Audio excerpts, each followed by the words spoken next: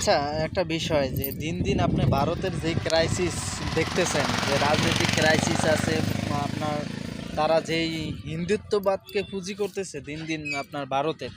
তো এখন কথা হচ্ছে যে আপনার কি মনে হয় না যে হজরত মোহাম্মদ সাল্লাহ সাল্লাম একটা কথা বলছিলেন যে এমন একটা সময় আসবে যখন হিন্দুস্তানের সাথে মানে মুশরিকের সাথে মুসলমানদের একটা যুদ্ধ হবে, সেই যুদ্ধে আপনার অনেক মুসলমান ক্ষয়ক্ষতি হবে, এমন পরিমাণ মানে আপনার কি বলে যে সংঘর্ষ হবে যে আপনার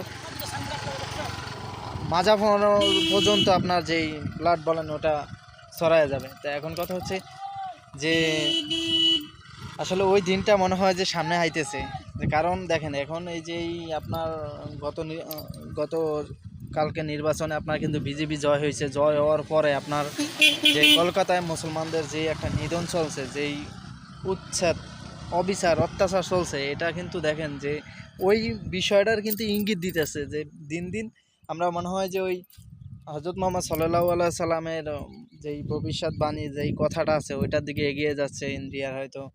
কিন্তু দেখেন শুধু ইন্ডিয়া না, সারা পৃথিবীতে মুসলমানদের একটা ভয়ঙ্কর অবস্থা, এটা সবাই দেখেন। তো বিশেষ করে ইদানিং এই যে বিজেপি সরকার আওয়ার পর থেকে কিন্তু মুসলমানদের প্রতি খুব তারা মানে নেগেটিভ। কারণ তারা চায় যে ওই দেশটায় শুধু হিন্দু থাকবে আর কোনো কেউ থাকবে না, ওটা হিন্দুস্তান, তাই ওটা হিন্দুতে পরিণত করতে হবে। তো আসলে ওখানে তো 30 কোটি মুসলমান আছে, আর ওইটার পাশাপাশি তারা কিন্তু আমাদের দেশকেও আক্রমণ করার চেষ্টা করতেছে। তো এখন আমার মনে হয় যে আমরা সামনে ওই যুদ্ধটার দিকে এগিয়ে যাচ্ছি।